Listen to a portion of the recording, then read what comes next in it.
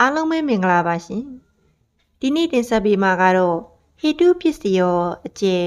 ရှင်းလင်းချက်ဖြစ်ပါတယ်ဟေတုပစ္စည်းရော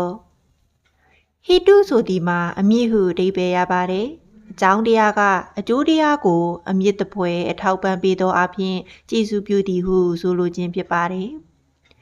ကျေးဇူးပြုခြင်းဆိုဒီမှာမဖြစ်သေးသည်ကိုဖြစ်အောင်ပြုလုပ်ပေးခြင်းဖြစ်ပြီးဖြစ်ပြီးသောအရာကိုတည်တံ့အောင်ထောက်ပံ့ပေးခြင်းလည်းဖြစ်ပါတယ်။ရေတောက်မြစ်သည်တစ်ပင်ကိုထောက်ပံ့ပေးပြီးကျေးဇူးပြုပါတယ်။ရေတောက်မြစ်ကြောင့်တစ်ပင်ကရှင်သန်နေခြင်းလည်းဖြစ်ပါတယ်။ထိုနည်းတူစွာအဟိတ်တရား6ပါးတို့သည်ယုတ်တရားနံတရားတို့ကိုထောက်ပံ့ပေးပြီးကျေးဇူးပြုလျက်ရှိပါတယ်။ထို့ကြောင့်အဟိတ်6ပါးသည်အကြောင်းတရားဖြစ်ပြီးယုတ်နဲ့နံတို့သည်အကျိုးတရားဖြစ်ပါတယ်။ဤကဲ့သို့သောအကြောင်းအကျိုးဖြစ်နေသည့်ပစ္စည်းကိုဟေတုပစ္စည်းလို့ခေါ်ပါတယ်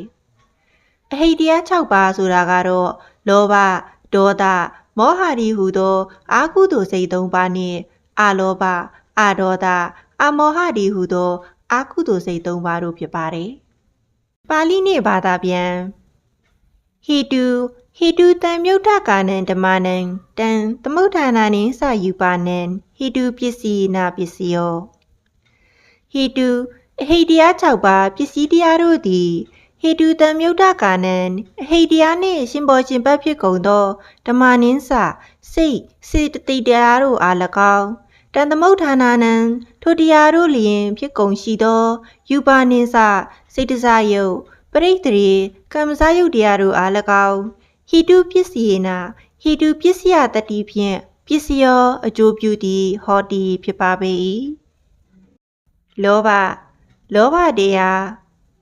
လောဘဆိုတာကတော့လိုချင်သည့်သဘောတရားဖြစ်ပြီးလောကီစည်းစိမ်မှန်သမျှအကုန်လိုချင်ပါတယ်ဘလောက်ရအာရသည်ဟု၍မရှိဤလောဘကိုသမုဒိယသစ္စာလို့ခေါ်ပါတယ်သမုဒိယသစ္စာဟူသည်မှာဒုက္ခဖြစ်ခြင်းအကြောင်းတရားလို့အဓိပ္ပာယ်ရပါတယ်လောဘဖြစ်လျင်လောဘတစ်ခုတည်းဖြစ်သည်မဟုတ်ဘဲအဖို့အပေါင်းတရားတို့လည်းအတူတကွဖြစ်ပေါ်လာပါတယ်ဥပမာအင်ဂျင်စက်များကိုကြည့်လျင်ပစ္စည်းကိရိယာအစုံကိုတွေ့ရပါလိမ့်မယ်ထိုပစ္စည်းကိရိယာတွေကတစ်ခုခုလောက်ကိုဖြုတ်လိုက်လျင်အင်ဂျင်ဆက်ကမလဲပတ်နိုင်တော့ပဲပစ္စည်းကိရိယာအလုံးစုံမှသာလဲပတ်နိုင်ခြင်းဖြစ်ပါတယ်ထိုနည်းတူစွာပဲယုံ nant တရားတို့သည်တူရာစုပေါင်းလုပ်ကင်ကြပြီးလောဘဖြစ်လာလျင်လောဘစိတ်ဝေဒနာတင်ညာစေတနာစသည့်နံတရားတို့လည်းအတူတူဖြစ်ပေါ်လာပါတယ်ထို့ကြောင့်လောဘသည်အကြောင်းတရားဖြစ်ပြီးလောဘစိတ်ဝေဒနာတင်ညာစေတနာစသောနံတရားတို့သည်အကျိုးတရားဖြစ်ပါတယ်လောဘသည်နံတရားကိုသာဖြစ်စေသည်မဟုတ်ဘဲယုတ်တရားကိုလည်းဖြစ်စေပါတယ်လောဘဖြစ်လာပြီဆိုရင်လူကျင်သည့်စိတ်နဲ့ပြောဆိုခြင်းလူကျင်သည့်စိတ်နဲ့ပြုလုပ်ခြင်းကိုယ်မူရာနှုတ်မူရာတို့သည်စိတ်ကြောင့်ဖြစ်ပေါ်လာသောစေတစာယုတ်များဖြစ်ပါတယ်ထို့ကြောင့်လောဘသည်အကြောင်းတရားဖြစ်ပြီးဖြစ်ပေါ်လာသောစေတစာယုတ်ကတော့အကျိုးတရားဖြစ်ပါတယ်လောဘနှင့်တည်လျင်ပိဋ္ဌာဘုံဖြစ်တတ်၏ရေဘူးရစကားဖြစ်သောကြောင့်ပိဋ္ဌာဘုံဆိုတော်လဲအပယ်လေးဘုံတွင်အကျုံးဝင်ပါတယ်ထို့ကြောင့်လောဘသည်အကြောင်းတရားဖြစ်ပြီးပိဋ္ဌာဘုံကတော့အကျိုးတရားဖြစ်ပါတယ်ပိဋ္ဌာဘုံသည်လောဘ၏အကျိုးဆက်လည်းဖြစ်ပါတယ်လောဘကြောင့်စေတနာဖြစ်ရသည့်အခါမှာလောဘသည်အကြောင်းတရားဖြစ်ပြီးစေတနာသည်အကျိုးတရားဖြစ်ပါတယ်စေတနာဆိုတဲ့အဓိပ္ပာယ်ကတော့ကံပြုလုပ်မှုအဓိပ္ပာယ်ဖြစ်ပါတယ်စေတနာကံကြောင့်ဖြစ်ပေါ်လာသောပိဋ္ဌာဘုံမှာစေတနာသည်ကံအကြောင်းတရားဖြစ်ပြီးပိဋ္ဌာဘုံကတော့အကျိုးတရားဖြစ်ပါတယ်ကံကတဆင့်ခံသွားသည့်အတွက်ပိဋ္ဌာဘုံသည်လောဘ၏အကျိုးဆက်ဖြစ်သွားရပြီးဓာတ်ရိုက်ပေးသည့်အကျိုးကိုအကျိုးရင်းလို့ခေါ်ပြီးတဆင့်ခံပေးသည့်အကျိုးကိုတော့အကျိုးဆက်လို့ခေါ်ပါတယ်ဥပမာအဖိုးအဖေမိဟူ၍မိဖို့၃ယောက်ရှိရာတွင်အဖိုးသည်အကြောင်းတရားဖြစ်ပြီးအဖေသည်အကျိုးရင်းတရားဖြစ်ပါတယ်မိကတော့အကျိုးဆက်တရားဖြစ်ပါတယ်မိသည်အဖိုး၏အကျိုးဆိုတော့လေအဖေကနေတဆင့်ခံနေသည့်အတွက်အကျိုးဆက်ဖြစ်သွားခြင်းဖြစ်ပါတယ်ဒေါသတရားဒေါသဆိုသည်ကတော့စိတ်ဆိုးခြင်းအမျက်ထွက်ခြင်းနှင့်မကျေနပ်ခြင်းသဘောတရားဖြစ်ပါတယ်ဒေါသဖြစ်လာပြီဆိုလျင်မတွေးသင့်သည်ကိုတွေးပြီးမပြောသင့်သည်ကိုလည်းပြောပါတယ်မလုပ်သင့်တာတွေကိုလည်းလုပ်မိပါတယ်မတွေးသင့်သည်ကိုတွေးခြင်းကဒေါသကြောင့်ဖြစ်ပေါ်လာသောစိတ်နံများဖြစ်ပြီးမပြောသင့်သည်ကိုပြောခြင်းမလုပ်သင့်သည်ကိုလုပ်ခြင်းတို့ကတော့စိတ်ကြောင့်ဖြစ်ပေါ်လာသောစေတစာယုတ်များဖြစ်ပါတယ် ထို့ကြောင့်ဒေါသသည်အကြောင်းတရားဖြစ်ပြီးဒေါသကြောင့်ဖြစ်ပေါ်လာသောယုံနှင့်နံသည်အကျိုးတရားဖြစ်ပါတယ်။ဒေါသနှင့်သေရင်ငရဲသို့ကြားတတ်ပြီးငရဲဆိုတော့လည်းအပယ်လေးပုံတွင်အကျုံးဝင်ပါတယ်။ထို့ကြောင့်ဒေါသသည်အကြောင်းတရားဖြစ်ပြီးငရဲပုံကတော့အကျိုးတရားဖြစ်ပါတယ်။သို့သောငရဲပုံသည်ဒေါသ၏အကျိုးရင်းမဟုတ်ဘဲအကျိုးဆက်သာဖြစ်ပါတယ်။မောဟတရားမောဟဟူသည်မှာတွေးဝေခြင်းကနာမငြိမ်ခြင်းမတိခြင်းဟုသောသဘောတရားဖြစ်ပါတယ်။မောဟဖြစ်လာလျင်အမှားကိုအမှန်ထင်ပြီးအမှန်ကိုအမှားထင်တတ်ပါတယ်။ထို့ကြောင့်မောဟကိုအဝိဇ္ဇာဟုခေါ်ပါတယ်။အဝိဇ္ဇာဆိုဒီမှာမတိမှုမိုက်မဲမှုလည်းဖြစ်ပါတယ်။ဝဲရှိသည့်နေရာမှာမြည်သည့်လေမှမကူးရဲသလိုမျိုးအာကုသိုလ်၏ဆိုးကျိုးကိုသိလျင်မြည်သူကမှအာကုသိုလ်ကိုလုပ်ရဲမည်မဟုတ်ပါဘူး။သို့တော်လေဒုစရိုက်သမားတို့ကတော့အာကုသိုလ်ဒုစရိုက်တို့ကိုလက်ရဲဆက်ရဲပြုလုပ်နေကြပါတယ်။ဘာကြောင့်လဲဆိုတော့အာကုသိုလ်၏အကျိုးကိုမသိသောကြောင့်ဖြစ်ပါတယ်။အဲ့ဒါကတော့မသိခြင်း၏မောဟဖြစ်ပါတယ်။ထို့ကြောင့်မောဟသည်အကြောင်းတရားဖြစ်ပြီးမောဟကြောင့်ဖြစ်ပေါ်လာသောယုံနံတို့သည်အကျိုးတရားဖြစ်ပါတယ်။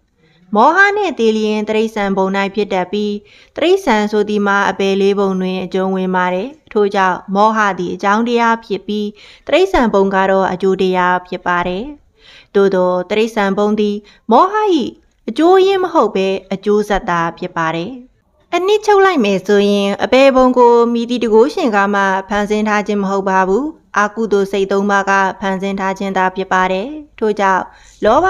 ဒေါသမောဟတို့သည်အပယ်လေးပုံ၏ရေတောင်းမြင့်နဲ့တူတယ်လို့မိန့်တော်မူခြင်းဖြစ်ပါတယ်။ကုသိုလ်စိတ်၃ပါးလောဘဆိုသည်မှာလိုချင်မှုဆိုတာကတော့စัญญင်ဘတ်သဘောတရားဖြစ်ပါတယ်။ထို့ကြောင့်အလောဘဆိုသည်မှာမလိုချင်သောစိတ်ဆွန့်လွတ်သည့်စိတ်သဘောဖြစ်ပါတယ်။အလောဘဖြစ်နေရင်အချောင်လိုချင်သောစိတ်နှမျောတွန်းတိုသည့်စိတ်မရှိတော့ဘဲအေးတူပူများဆိုသည်မြတာသည့်စိတ်ထားလေးဖြစ်လာစေပါတယ်။ထိုစိတ်ထားလေးကကောင်းမှုကုသိုလ်များကိုပြုလုပ်စေပါတယ်။ဒေါသဆိုသည်မှာစိတ်ဆိုးခြင်းဖြစ်ပြီးဆိုတာကတော့စัญญဘတ်သဘောတရားဖြစ်ပါတယ်။ထို့ကြောင့်ဒေါသဆိုတာမေတ္တာတရားဖြစ်ပါတယ်။မောဟဆိုသည်မှာလည်းတူတူပါပဲ။မောဟဆိုတာကတော့အမှန်ကိုမသိခြင်းဖြစ်ပြီးဆိုတာကစัญญဘတ်အနေနဲ့မောဟဆိုသည်မှာပညာကိုစားပြုပါတယ်။အနှစ်ချုပ်ပြောရမယ်ဆိုရင်အလောဘဒေါသမောဟဤဟူသောအာကုသိုလ်စိတ်၃ပါးတို့ကကောင်းမှုကိုပြုလုပ်စေပါတယ်။ထို့ကြောင့်ကုသိုလ်ဟိတ်၃ပါးသည်အကြောင်းတရားဖြစ်ပြီးယုံနံတို့သည်အကျိုးတရားဖြစ်ပါတယ်။ပုဂ္ဂိုလ်၃မျိုးအတ္တပါပေါ်ပြခဲ့သောကုသိုလ်ဟိတ်၃ပါးတို့ကြောင့်ပုဂ္ဂိုလ်၃မျိုးကွဲပြားသွားပါတယ်။ပုဂ္ဂိုလ်၃မျိုးကတော့အဟိတ်ပုဂ္ဂိုလ်ဒွိဟိတ်ပုဂ္ဂိုလ်တိဟိတ်ပုဂ္ဂိုလ်တို့ဖြစ်ပါတယ်။ဘဝတစ်ခုစတင်ဖြစ်ပေါ်လာသည့်အခါမှာပရိသေတွေဒီစဉ်မှာပင်ကုသိုလ်ဟိတ်၃ပါးမရှိသည့်ပုဂ္ဂိုလ်များကိုအဟိတ်ပုဂ္ဂိုလ်လို့ခေါ်ပြီးတနည်းအားဖြင့်မွေးရပါစွန့်အားနာမကြသူများဖြစ်ပါတယ်။နောက်တစ်ခုဘဝတစ်ခုစတင်ဖြစ်ပေါ်လာသည့်အခါပရိသေတွေဒီစဉ်မှာပင်အလောဘနှင့်ဒေါသသည်ဟူသောနှစ်ပါးသာရှိပြီးမောဟဉဏ်ဟိတ်မရှိသည့်ပုဂ္ဂိုလ်များကိုတော့ဒွိဟိတ်ပုဂ္ဂိုလ်လို့ခေါ်ပါတယ်။အကြဉာဏ်မရှိသောလူဖြင့်လူအားများဖြစ်ပြီးတနည်းအားဖြင့်အမေမာသည့်စံတခွဲ၃စိတ်နဲ့မလဲဆိုသောလူစားများဖြစ်ပါတယ်။ဘာကြောင့်ဒွိဟိတ်ပုဂ္ဂိုလ်ဖြစ်ရပါသလဲအတိတ်ကကုသိုလ်ကံအားနည်းသောကြောင့်ဖြစ်ပါတယ်။တချို့သောသူများကုသိုလ်ကောင်းမှုလုပ်သည်ကမှန်တော်လဲသို့သောရည်ရွယ်ချက်ကလည်းမရှိလေးလေးနက်နက်လည်းမရှိဘဲခလေးသိငယ်များဖျားရှိခိုးနေသလိုပင်ဖြစ်ပါတယ်။ကုသိုလ်မပြုခင်တော့၎င်းပြုပြီးတော့၎င်းအကုသိုလ်များချမ်းရနေပြီးထိုကဲ့သို့သောကုသိုလ်မျိုးကြောင့်ဒွိဟိတ်ပုဂ္ဂိုလ်ဖြစ်ရခြင်းဖြစ်ပါတယ်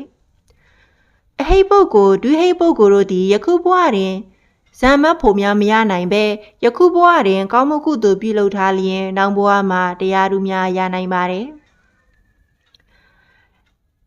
ဘဝတစ်ခုစတင်ဖြစ်ပေါ်လာသည့်အခါပရိသေတွေဒီစဉ်မှာအလောဘဒေါသမောဟဒီဟူသောကုသိုလ်စိတ်၃ပါးရှိသည့်ပုဂ္ဂိုလ်များကိုတိဟိတ်ပုဂ္ဂိုလ်လို့ခေါ်ပါတယ်။အကြောင်းကျိုးအကောင်းဆိုးကိုနားလည်ပြီးတထွာပြလျင်တလန်လောက်မြင်ကြပါတယ်။ဉာဏ်ရည်ဉာဏ်သွေးထက်မြက်ပြီးလူတော်များဖြစ်ပြီးတိဟိတ်ပုဂ္ဂိုလ်တို့သည်ဘာဝနာကမ္မထမ်းများစီးဖြန်းလျင်ယခုမြတ်မောက်ဘဝမှာတွင်ဇာမတ်ဖို့များရရှိနိုင်ပါတယ်။ဘာကြောင့်တိဟိတ်ပုဂ္ဂိုလ်များဖြစ်ရပါသလဲအတိတ်ကကုသိုလ်ကံအားကောင်းသောကြောင့်ဖြစ်ပါတယ် တချို့သောသူများသည်မိတိကုသိုလ်ကိုလှုပ်လို့စင်စင်စားစားနဲ့လှုပ်ပြီးစိတ်ပါလက်ပါလဲလှုပ်ပါတယ်ကုသိုလ်မပြုခင်တော့၎င်းပြုပြီးတော့၎င်းပီတိများဖြစ်နေပြီးထိုကုသိုလ်မျိုးကြောင့်တိဟိတ်ပုဂ္ဂိုလ်ဖြစ်နေရခြင်းဖြစ်ပါတယ်ထို့ကြောင့်အနာဂတ်တန်တရားခီး၌တိဟိတ်ပုဂ္ဂိုလ်ဖြစ်ဖို့အတွက်တရားပညာပြဋ္ဌာန်းပြီးဝမ်းမြောက်ဝမ်းသာဖြင့်ကောင်းမှုကုသိုလ်များပြုလုပ်ရမှာပဲဖြစ်ပါတယ်တရားရှိမှအဓိပ္ပာယ်ရှိပါမယ်မြည်သူမဆိုခန္ဓာရထားလျင်အိုနာသေးမည်ဖြစ်ပြီး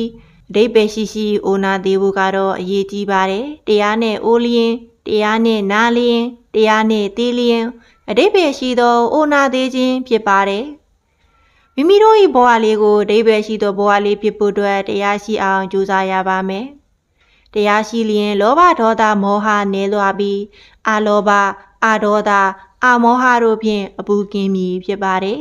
အပူကင်းမှဘဝလေးကငြိမ်းချမ်းသာရမှလည်းဖြစ်ပါတယ်တရဝကသိန်းတရားကိန်းအေးငြိမ်းချမ်းသာရှိကြပါစေလို့ဆုတောင်းမေတ္တာပို့သလိုက်ပါတယ်အားလုံးပဲရှင်လန်းချမ်းမြေ့ကြပါစေရှင်